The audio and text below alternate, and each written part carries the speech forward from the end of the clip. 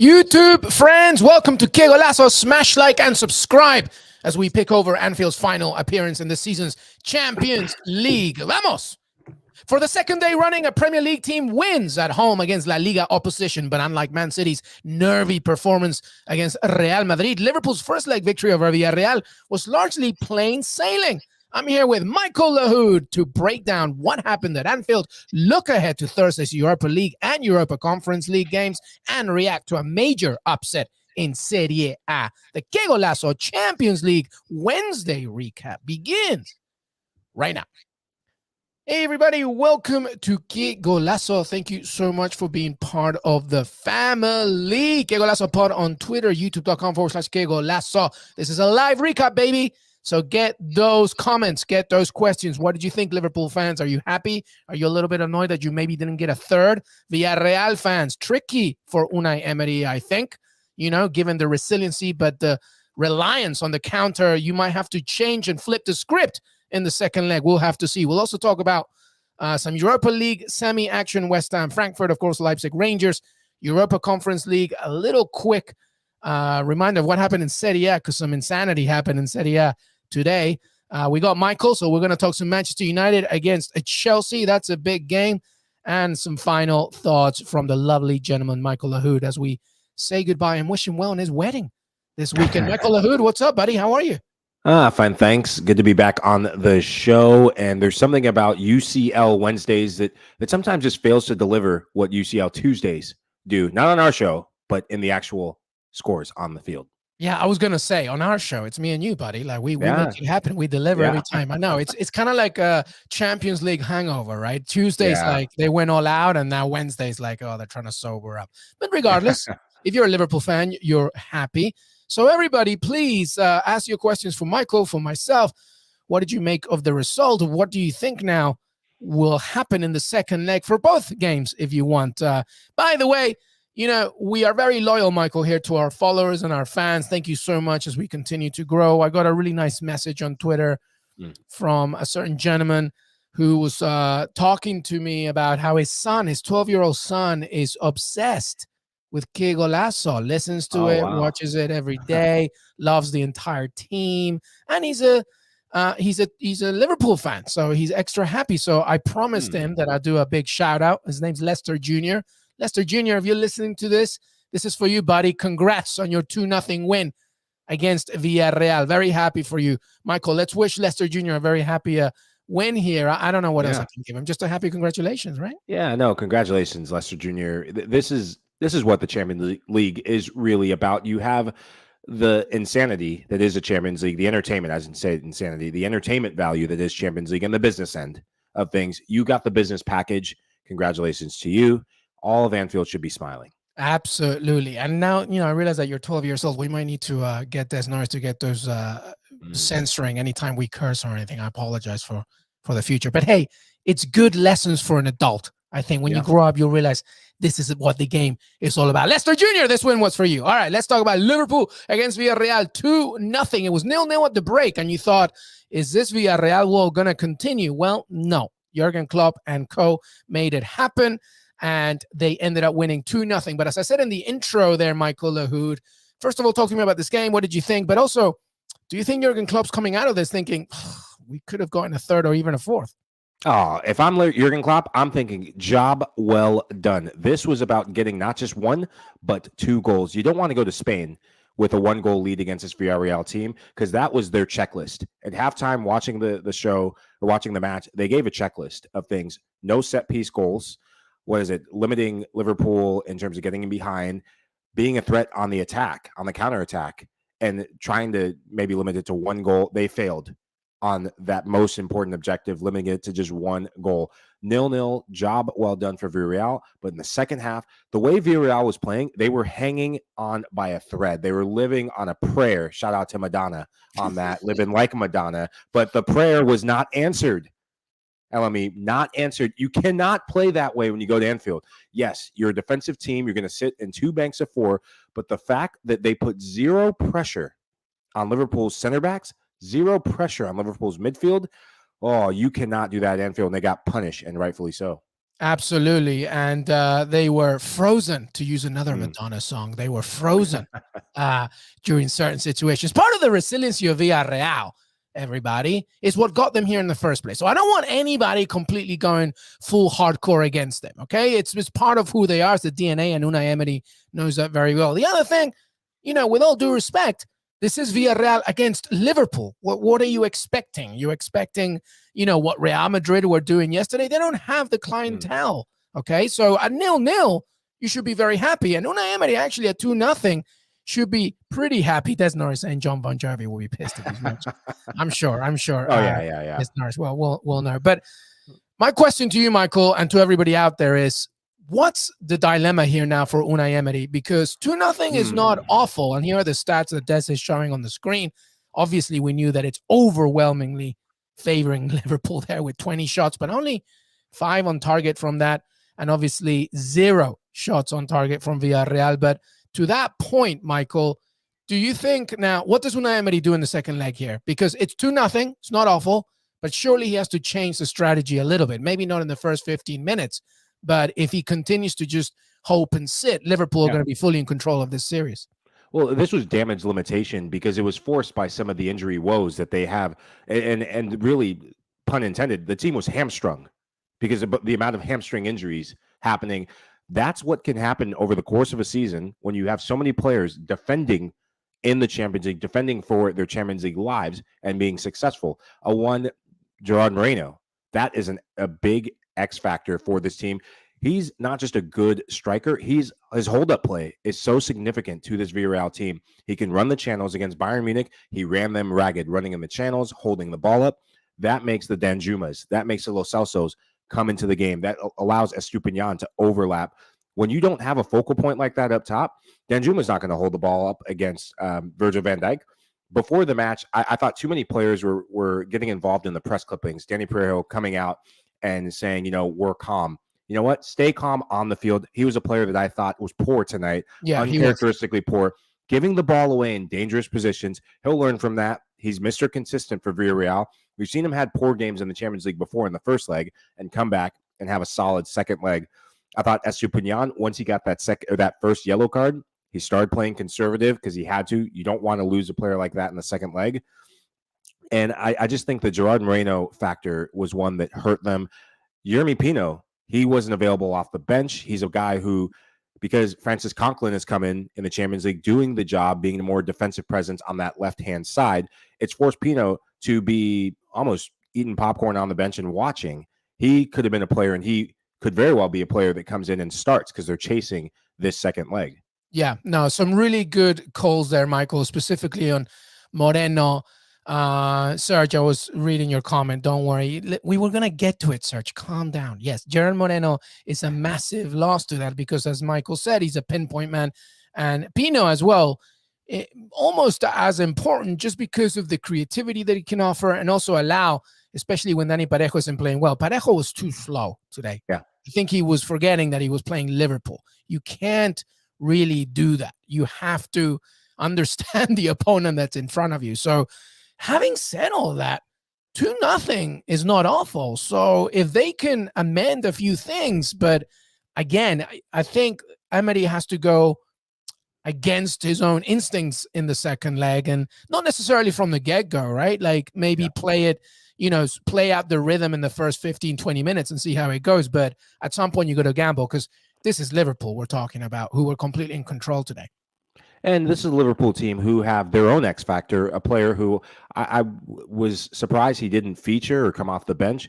Bobby Firmino, a player who has a foot injury, didn't play. And that just the luxury of riches of talent, that depth we've talked about, that's been the epitome of this year's Liverpool team and arguably one of the best Liverpool teams ever. That's saying a lot considering some of the league titles they've won and the Champions League teams they've put together because of that depth.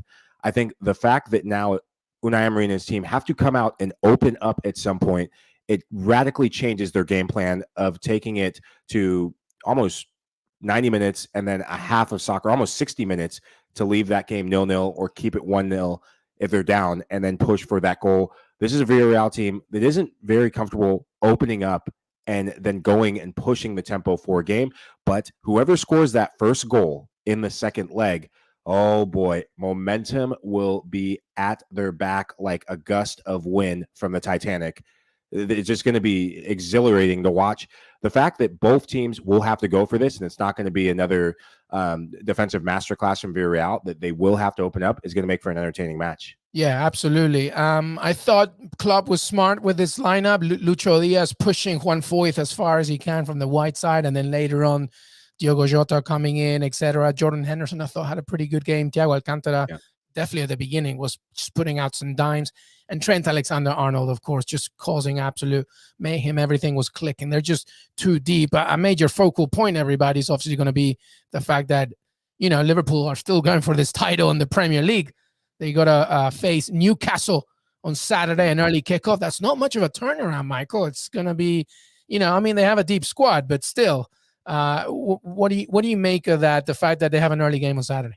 I think it's going to be one of their toughest games of the season. We saw them with the Newcastle. Yeah. We saw them with the emotional high that they had going into the Manchester City game, and they came out very flat. But they have the individual moments of brilliance, and they have the right players playing their best soccer again. And their best players come from which continent? Africa. Mohamed Salah and Mane. The combination that they had. Sadio Mane, he's rolling back the clock. 6 years at Liverpool. 4th season in a row, 20 goals, 4 out of 6 years. Incredible investment. Gabby Agbonlahor said something on Talk Sport, and it made me think a little. We're talking about Karim Benzema, Ballon d'Or and stuff, but he gave a pretty good argument for Sadio Mane here, especially the beginning of 2022, winning Africa Cup of Nations, qualifying to the World Cup, everything he's done for Liverpool. It's a pretty good argument, don't you think? Oh, absolutely. For that argument, it's going to come down to whoever wins the Champions League. And then obviously, if Benzema Madrid win La Liga, miss out on the Champions League, and have a better World Cup, I think the World Cup is going to be the difference maker for the winner of this year's Ballon d'Or. But what Mane and Salah are doing, considering they've played the amount of games they played for World Cup qualification, they're not going to San Marino from London or Liverpool. They're not going to Munich. They're going to places unknown. Anthony Bourdain's places unknown in Africa. I mean, I've lived it. I've played it. Those trips back and forth, they are miserable on the body, but the fitness levels, the focus, and the hunger, I've been really impressed by those two. And the fact that Mane is just coming up with goals in the second half of the season, it's turning Mohamed Salah's game into becoming a creator as well as a goal scorer. Salah, the deft touch through the legs, I think it was Pau Torres, through his legs with 3 Villarreal defenders converging on him. That is world-class stuff. The fact that you have 2 world-class goal scorers on your team, that's the stuff that coaches around the world, I know my soon-to-be coach Ten Hag, wishes he had. Well, we're going to talk about Manchester United after the break. But Sadio Mane, if he wins Ballon d'Or, I mean, hey, friend of the show, Sadio Mane. So that would be kind of cool. Qué Golazo has interviewed a Ballon d'Or winner. How about that, everybody? All right. I have a few questions here for everybody and you, Michael, regarding this game, Liverpool Villarreal. First of all, Jamie Carragher on our show said that Emery couldn't coach a top team. Before I ask you, and before I ask everybody, I'll just chime in my 2 cents. Let's stop it for a second, okay? Okay, Sevilla, he's won the Europa League 3 times. PSG, he won the league. He won the Cup twice. He won the League Cup twice. He won the Trophée des Champions twice. Arsenal was a runner-up. Villarreal, of course, he already did that and won it. I mean, what else do you want? Like, come on. Like, is Sevilla not a top league? Is PSG not a top league? Can we stop with the disrespect? I am the #1 fan of the Premier League. It's my league. We need to sometimes think outside of this microscope. Don't you think? What do you think, Michael? Yeah, absolutely. The guy has won trophies, European continental trophies. Some of the managers that we give plaudits to, I mean, I think what Eddie Howe's doing at Newcastle is incredible, but you would never put Eddie Howe in front of Unai Emery. And I think just the bitter pill to swallow because of how it all ended at Arsenal, I think that's just not a good look. To say something like that. This guy's a European champion, maybe not Champions League champion yet, but the fact that he's beaten the likes of a Bayern Munich, you can't say that. I mean, I just don't agree with that. I mean, everyone's entitled to their opinions, but I don't agree with that. Yeah, let's relax. He's won the Europa League 4 times, everybody. Can we stop, please? Well, Jeez. and guess one of those Europa Leagues, I think, was it against a Jurgen Klopp? Yeah. It was against Against the Liverpool. So very he is, Jurgen Klopp Liverpool. yes. Mind you, it was Jurgen Klopp's during his early tenure, but he beat a coach who's considered world class. Exactly. Listen, I think the question is, do you like his strategy? Do you like his philosophy? That's a different question. But you cannot question what this man has achieved. All right. End of conversation. All right. Let me ask you this one. We had a poll question, by the way. Is he the greatest cup specialist of all time? Given the record that we've just talked about, right? He's won the Europa League 4 times. He was the runner-up with Arsenal as well. He's won a few cups in France. Is he the greatest specialist of all time? I think we have to go back into our dusty encyclopedia. But Des Norris, did we do a poll? What was the final answer? I bet you that most of it was no. What do you think, Michael? Oh, I probably wouldn't say of all time. I think if you're going to do Europa League Cup specialist, I give him the crown. This guy knows how to get the best out of really the underdog teams. And Sevilla is no longer an underdog team, but the Sevilla teams during that time, they were miles behind the FC Barcelona's and Real Madrid. Yes, 68%. That's very impressive. Well, I mean, what? Your Sir Alex Ferguson won quite a few, right? I mean, the Club World Cup, the League Cup 4 times, the Champions League, of course, the Premier League. But I guess the Cup, we're talking just specific knockout competition. Zinedine Zidane says Des Norris. That's a very good point. I'd put him behind the likes of a Zidane. And look, a cup is a cup is a cup.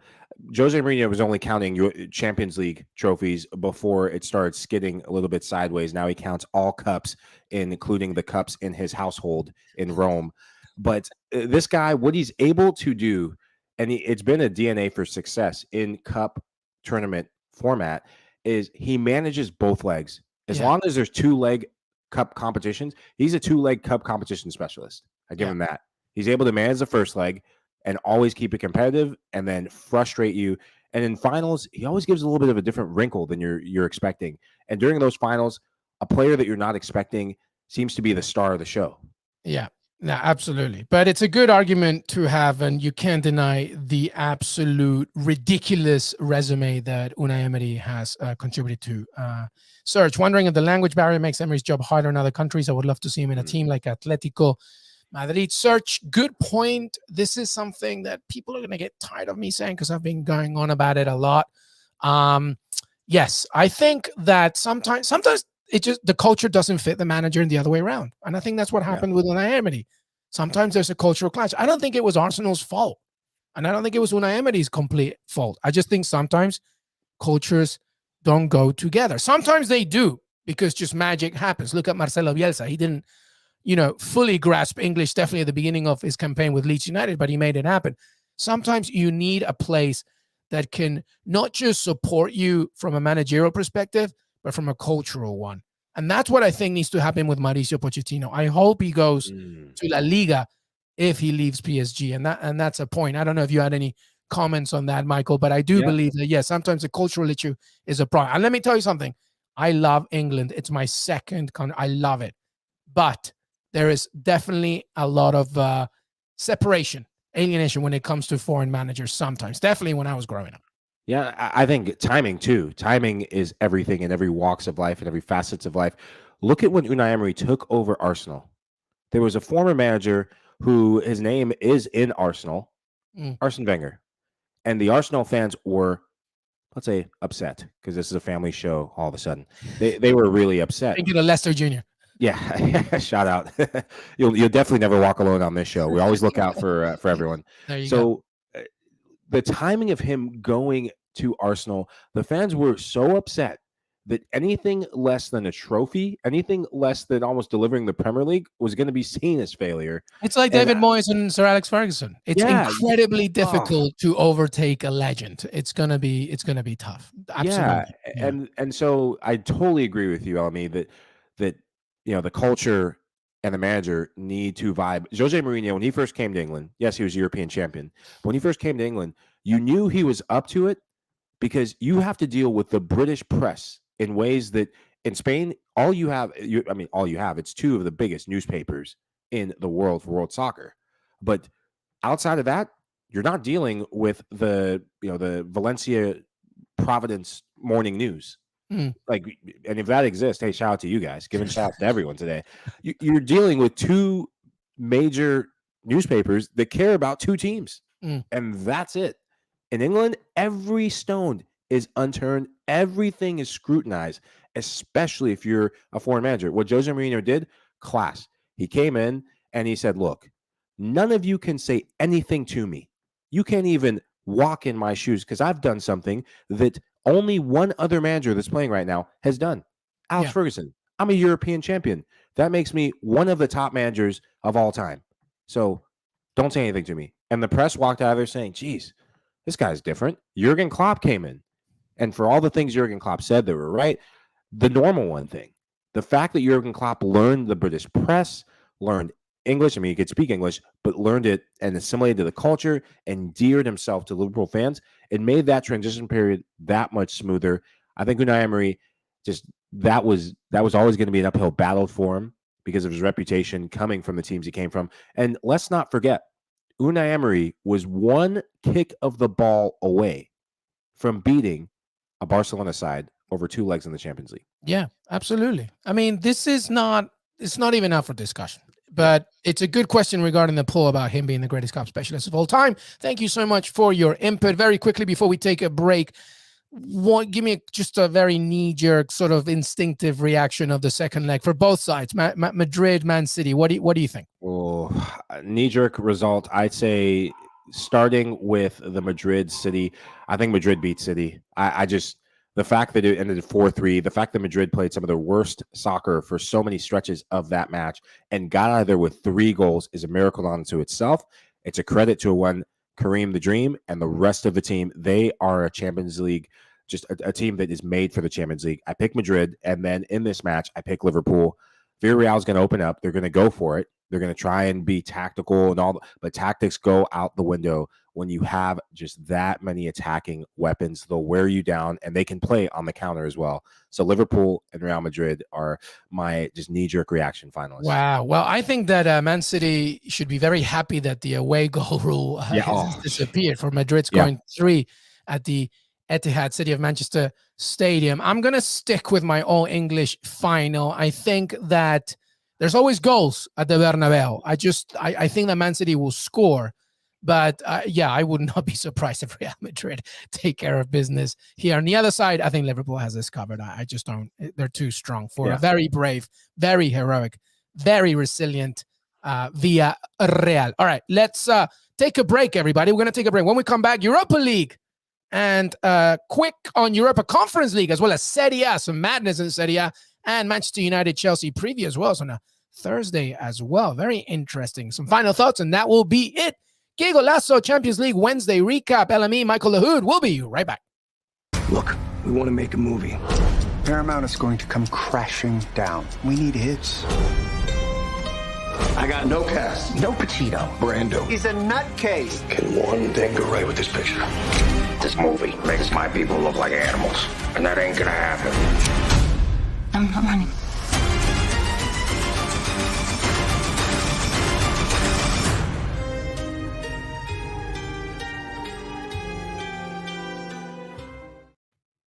Welcome back, everybody. Champions League Wednesday recap. Michael Lahoud, LME in the house. Thank you so much for being part of the family. Qué Golazo Pod on Twitter.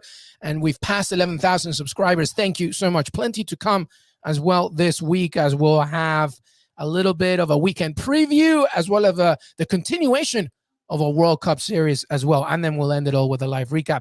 And then Michael gets married. You excited, buddy? Are you ready? Oh, man. You getting the jitters? Teeming with excitement. So my just quick shout out on that. My future mother-in-law is here in the crib, and just we can't give the location because she's that exclusive of VIP-ness. She's awesome. And my brothers are here. So it's just that's great. Yeah, it's that sort of family vibe that's happening. So I can't wait. I love it. I love it. Well, congratulations on behalf of the entire Qué Golazo team and family. All right, let's talk Europa League, everybody. By the way, we have a good little preview of it on YouTube as well. James Baines and yours truly discuss it, but these are the matches, of course. West Ham against Frankfurt, baby, and Leipzig against Rangers. Will we see an all-British final or an all-German final? That is the question. Very quickly, West Ham against Frankfurt. We got Mark Noble and Dominic Tedesco quotes coming up as well as they discuss this game. But, James Baines will be at the game, and London Stadium should be absolutely buzzing for this one. Give me some thoughts on this game, West Ham against Eintracht Frankfurt, who did the business against Barcelona. Yeah, and West Ham, I'd be feeling super confident. The fact that you went away to France and got a 3-0 win. This is a West Ham team for the things that they're not doing in the Prem because they're focusing on the Europa League. They're doing it in Europe. Jared Bowen obsessed. These are the type of games that if you're Gareth Southgate, keep an eye on this kid. These are the type of games that will book his ticket to Qatar for the World Cup. Declan Rice, the price tag keeps going up, and the likes of Manchester United, write the check. I'm not going to put a Declan Rice is at the wheel like Rio. I'm just going to stay away from that. Last time we did that, didn't end too well. But the Declan Rices, I love the fact that there's English talent coming through West Ham, and the fact that one of their own is leading the ship. I like the fact that they went toe-to-toe with a Chelsea team, frustrated them with their B team. Since when is that happening? West Ham playing their B team against Chelsea. In years past, a team like West Ham would have to play their A team to stand a chance. The fact that they can do that makes me give West Ham the upper edge. Frankfurt, great team, great result, but West Ham just has that steeliness about them. Yeah, the first leg could prove to be a very decisive one as well, but it should be a great game. And then you got Leipzig against Rangers. Leipzig, who started the campaign, of course, in the Champions League against Giovanni Van Bronckhorst's Rangers, who, James Baines and I said early this week, Michael, that Leipzig have to take care of business in this first leg because the Ibrox is going to be rocking. And Dominic Tedesco, here we go, regarding the Leipzig game. He said, Rangers knocked Dortmund out of the Europa League, which says a lot. We know about their strengths. They're a physically strong side who can beat any opponent if you allow them to play their way. So there's a lot of respect going on, unsurprisingly. How do you see that one, Leipzig against Rangers? I think it's going to come down to a right side battle for Rangers, left side battle for Leipzig. Angelino, one of their best attackers, playing wingback. The battle of the two wing backs. And was it Travanier, the captain? He plays right back. One of their leading goal scorers in Europe this year, a right back. Incredible stuff. And Giovanni Bronckhorst, of course, it had to be an outside back if you're playing for Van Bronckhorst, being an attacking component, just stuff, the miracles and just the TV world is made of. I think for RB Leipzig, keep an eye on what they did recently against Union Berlin. They have all the attacking talent in the world. Christian Nkunku, talent, the Frenchman. But defensively, I just wonder if they're going to just, even if they get up a goal, they showed a little bit of fragility against Union Berlin. And if they take their focus off of this game and start looking ahead to manage the second leg, they could be in trouble because this is a Rangers team that has character. They do not give up, and especially at home, they will have the entire blue side of Glasgow and the entire blue half of Scotland behind them. Yeah, it's going to be tricky. That's why we said Leipzig has to really take care of business this first leg because you don't know what will happen if you keep it close at the end of 90 minutes going towards the second. Let's quickly talk about Europa Conference League, everybody. Leicester City against Roma. That's Brendan Rodgers against Jose Mourinho. I love it. And Feyenoord against Marseille as well. That's a really good one.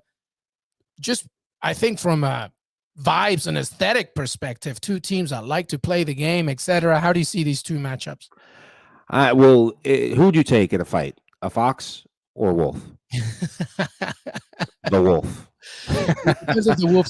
I'm going, this is a Roma team that's been resurgent in 2022 under Mourinho. I think their biggest focus of the season, yes, making Europe, potentially getting in that Europa League spot, but winning a trophy. Mourinho loves to make a statement out of the gate, winning trophies in his first year. And I think he will have this Roma side set not just to defend, but hit this Leicester City team on the counter. If Leicester doesn't take care of business at home, it could be a long second leg for them at the Stadio Olimpico in Rome because that stadium is going to be rocking. But Brendan Rodgers, he's a bit of a magician when it comes to some of the biggest managers around the world. He'll have this team playing kind of with a chip on their shoulder and something to prove. And the other side, Marseille, I just like Marseille. Feyenoord, they've done well to get to this point, but Marseille, they just have too many weapons going forward. And Dimitri Payet, just some players, they go to certain teams, doesn't really work out, and then it's just like reincarnation. Yeah. This is the sort of Dimitri Payet that we saw that got him the big move, that we saw him at the Euros, the last Euros. It fits the glove in this team. He fits the glove. Yeah, absolutely fantastic. And by the way, I mean, from all these games, it's good to see that the Conference League is offering a lot of, because these teams, they want to win this trophy. It's good to see that. So it should be intriguing to get that perspective from the Conference League. So it's been a victory for UEFA 100%. All right, well, we were speaking about Roma. Let's talk about Serie A, by the way, Michael, because, all the mayhem on the Champions League, but my goodness, Inter Milan, you just don't want to win this, do you? Like at all. Like they were winning 1-0.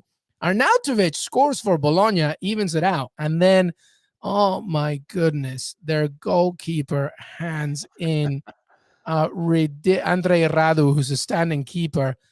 Oh, the second goal, it was just an awful, awful, awful, awful mistake. If you can see it, watch it, CBS Sports Golazo. But, this is big for the title race of the Scudetto, because now AC Milan is looking at this going, thank you so much.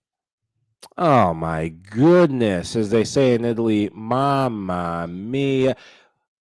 As a neutral, you love this twist in the plot, because a week ago, we were all saying it. I think everyone as a Serie A fan and just admirer of the league was saying it, that it was Inter's title to lose. Not just the fact that they had the game in hand, but the fact that they also had the easier run-in. Now you drop the ball, and all that momentum that you've built, that sense of invincibility that you built by beating your rivals, beating them handedly in Coppa Italia. Ooh, some of that dust is just spilt on the ground. It reminds me of that scene in The Office. Who's a character? Is it Kevin? Who is the bowl of chili? Yeah, it's definitely Kevin. Yeah. And all you have to do is just get across the room and you just drop the bowl of chili and just spill it all over the place. This was their bowl of chili moment. Yeah. Ferenti, you just spilled it all over the table. 100%. They've done it. And it's a problem. And now because, AC Milan have to face Fiorentina on Sunday, and Fiorentina lost 4-0 to Udinese. So I don't know how angry they will be about that. But Atalanta ties 4-0. with Torino as well, an 8-goal thriller as well. And rock bottom Venezia, they fire Zanetti with 5 matches to go. They do a little bit of a Burnley there, and they just fire their manager, but they're dead bottom, 22 points. And, they need 6 because Cagliari, who are in 17th, have 28 points. So we'll see what happens with that. But all the madness in Serie A, which you can watch exclusively on Paramount Plus. All right, let's finish up here with something I know you're going to want to talk about. Manchester United against Chelsea. Out of nowhere. I was just like, oh my God, there's this game as well on Thursday. Unbelievable. But this is big because obviously, Man City, Liverpool, we know what's going on there. But Chelsea have not been looking great, obviously. They're on 65 points in 3rd place. Arsenal, 60 points. Tottenham in 58. United, listen, we knew that the Champions League thing was going to be, a dream here. But, for a chance of European football and something for Eric Ten Hag to build on, this is a big game. But Jadon Sancho, Maguire, Fred, Edison Cavani, Pogba, Luke Shaw, they're all out. And Wan-Bissaka has to undergo a late fitness test as well. Talk to me about this game, Manchester United against Chelsea, because Chelsea are still living. I mean, they should be okay, but still, it hasn't been that impressive. What do you make of this game? This is Chelsea's game to lose. What I saw from Manchester United outside of Cristiano Ronaldo and Elanga at the weekend against Arsenal, it just made me sad to be United fan. I wanted to cry. I remember getting up. It was 6:30 Central, and I remember we had a broadcast in the evening. A producer there probably wouldn't be happy with me saying this, but I can now because I'm getting married, so I can say whatever, almost. But I remember waking up and thinking, don't do this to yourself. You know what's going to happen. I turned it on anyways, and I saw the first goal go in. For Manchester United, the confidence is so shaky, and it's not really the confidence up top that's the problem. It's the confidence in the entire back line. Harry Maguire is getting all the shtick in the world, and I think his form has been deserving of that. But the other player who I think has been getting away with murder as of late, Rafael Varane. I have been shocked at some of his recent displays. Early in the season, before I think one of his first injuries, I was like, okay, new country, new league, first time out of Madrid, give him some time. But he looks shaken. I think Florentino Perez knew what he was doing when he was being called upon about Rafael Varane, and everybody thought, "Oh, Varane leaving Madrid, what?" And Florentino Perez was like, "Nope, he's not 100%." I mean, has he even been able to put 3 games consecutively together without an injury? It's been, and even when he does, to your point, it's just not working out. Well, it's worrying signs when one of your go-to players, if Harry Maguire isn't going to be the guy, then Rafael Varane is going to be your guy. Yeah. If one of your go-to players is whiffing clearances, and when he's 1v1 defensively, is looking over his shoulder like he just saw an M. Night Shyamalan movie, and he's still shook. Yeah. But with Cristiano Ronaldo in the team, the appetite, the zest, just the character that he showed to come back. I thought his sharpness, I was so impressed with that in that Arsenal game. Cristiano Ronaldo, he will want to make a statement, not just to Ten Hag, but to the entire Premier League, to at least move up that goal scoring chart. Every time he has a milestone that he needs to hit, that's when he goes back to his best, and he'll want to do it against one of the top 3 teams in the Premier League, Chelsea. But this is Chelsea's game to lose. It depends how motivated Chelsea are at this point. Yeah, I agree with you. The good statistic thing for Manchester United fans is you're unbeaten in your last 8 home league matches against Chelsea. So that should be okay. But we have a comment here from Rafa Varane was hiding in Ramos's shadow for years. Listen, I think in his best days, let's not completely disrespect this man, right? World Cup champion. But yes, I think that definitely in the last recent years, you could see that Varane wasn't at his best. And like I said, Florentino Perez knew something that perhaps nobody else did. However, Manchester United, to your point, do need this in order to, as you said, climb up that table. They lost 3-1 to Arsenal. They lost 4-0 to Liverpool before that. After a 3-2 win over Norwich City, they lost to Everton 1-0, and they tied with Leicester City. So more victories need to happen, because after that, okay, a home game against Brentford, Brighton, Palace, some games that you really should be getting some things out, but you just don't know with this Manchester United side. And to your point, it's Chelsea's game to lose. However, statistics hopefully will go in your favor. Well, one thing to add to that, too, is Champions League, I mean, they need lots of help to even get that. But the fact it's not that happening straight it's off just the not. bat. Europa League is a hope. I don't even think that. But, also we have to remember as well, by the way, this table can look very intriguing in terms of European qualification, because obviously Man City or Liverpool, if they make it to the final of the Champions League, one of them is winning it. So meaning that you could go down the barrel as well as an FA Cup as well for Chelsea. Maybe we'll see. So there's a lot of intriguing things. I believe 7 teams can make it, right? Can make it into Europe, depending on how it all works out with the trophies elsewhere. So, but to your point, United Champions League from a table perspective, forget it. Yeah. Well, I'm thinking, just like you said, Europe in general, the fact that just a miracle that's happened, unlike most other years, all these teams play each other towards the end of the season. I've never seen a season like that. Where from pretty much 3rd through 7th or 8th, all these teams have to play each other. So the titles, the seeding, European spots, they're all going to be decided. And the big marquee match for that 4th place spot, they could have an implication, because both teams are going to be looking for North London Derby. The fact that it happens towards the very end of the season, both teams, their fans are going to be putting pressure on them. Their managers are going to be putting pressures on them. And it just makes you wonder. Tottenham already had some of their Tottenham moments. One week they look like world beaters and a team that deserves to be in Europe. The next week, not so much. Arsenal, probably the more steadier of the two, beating the teams they need to beat, being competitive against the big boys.